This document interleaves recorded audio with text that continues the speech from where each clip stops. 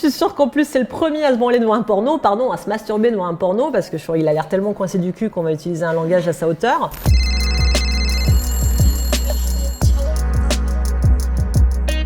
Je suis Lucie Mariotti, la love coach de la Villa des Cœurs Brisés et de la bataille des couples. Je suis ici pour répondre à toutes vos questions. Je suis sûre qu'elles vont me surprendre, donc ne me décevez pas. Bonjour Lucie, moi c'est Zoé, j'avais une question. En fait, j'étais avec des potes mecs la dernière fois qui m'ont dit que les meufs qui couchaient avec plus de 10 gars étaient des filles faciles.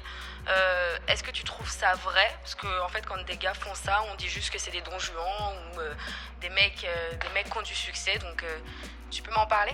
Un homme qui séduit, c'est un Don Juan. Une femme qui séduit, c'est une salope. C'est évidemment sexiste, machiste, voire carrément con, en fait, si on peut dire les choses comme elles sont. C'est très courant, mais c'est très jeune. Tu verras que quand tu arriveras de la décennie dont j'approche, c'est-à-dire la quarantaine, tu n'auras plus du tout ce genre de discours. Enfin, en tout cas, je te le souhaite. C'est encore le cas actuellement. Ça bouge tout doucement, mais ça bouge. Et moi, j'essaie de regarder la marge de progression plutôt que le résultat, parce qu'en effet, sinon, le résultat est très inquiétant.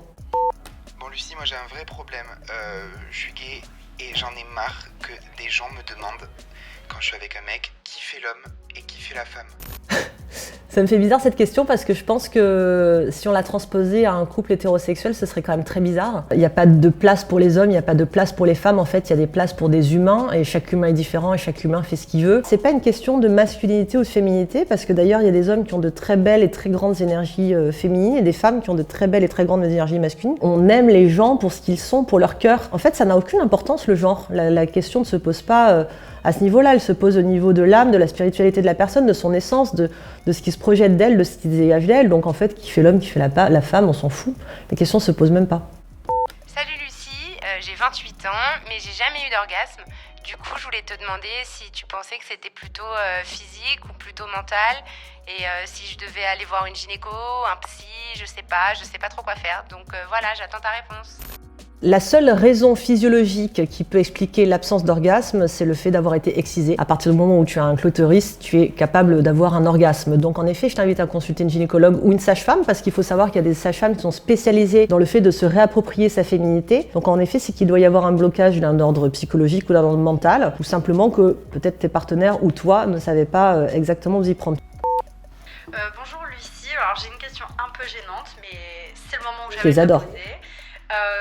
Dans ma dernière relation, j'ai dit à mon ex que je me masturbais devant des pornos et il m'a grave jugée. Je sais pas trop Quel con. comment je dois accueillir cette réaction. En rigolant et en te foutant de sa gueule.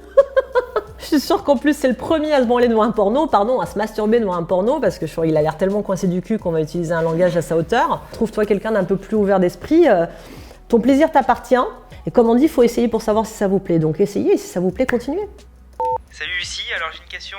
Je comprends pas pourquoi Brigitte Macron prend cher sur sa différence d'âge avec Emmanuel Macron, alors qu'aux États-Unis, Melania Trump a genre 200 ans de moins que son mari.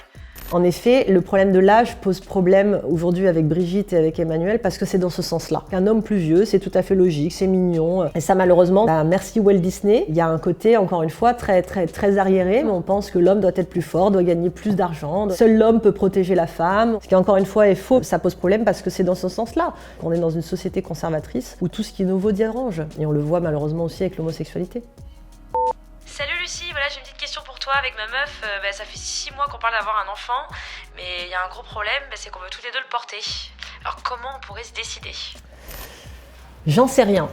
Peut-être qu'il y en a une de vous deux qui en a plus besoin ou qui a eu l'idée avant ou qui a été dans l'initiative de ce désir d'enfant et que c'est peut-être par cette personne entre vous deux qu'il faudrait commencer. En revanche, réfléchissez bien avant de vous engager par rapport au choix de qui va le porter parce qu'en effet, ça peut générer beaucoup de frustration si aujourd'hui déjà vous posez des questions. En tout cas, bravo pour ce projet. Alors Lucie, moi mon petit problème c'est que je me suis rendu compte en fait que j'ai été toute ma vie en couple, enfin j'ai tout le temps été avec quelqu'un.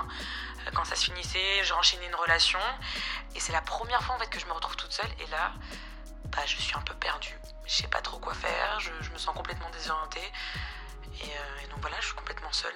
Et je sais pas comment le vivre. Ce que tu vis, ça s'appelle la dépendance affective, tout simplement. Tu as besoin de t'aimer au travers d'une personne qui, par procuration, va te renvoyer ce que tu n'es pas capable de te renvoyer toute seule. Et ça va te paraître bizarre ce que je te dis, mais le fait que tu sois seule, c'est la plus belle chose qui pouvait t'arriver parce que tu vas enfin avoir une chance de te rencontrer. Et c'est de passer du temps avec toi et faire grandir ton estime de toi. Alors en fait, je suis en couple avec ma copine depuis 3 ans et je suis très amoureux et tout, ça se passe très bien. Mais le truc, c'est que j'ai déjà vu des mecs et j'ai déjà ressenti des trucs pour des mecs, mais je sais pas trop du coup ce qui se passe. Est-ce que je suis hétéro, est-ce que je suis bi, qu'est-ce que je suis gay, je sais pas. Bon, en fait, bienvenue dans la réalité.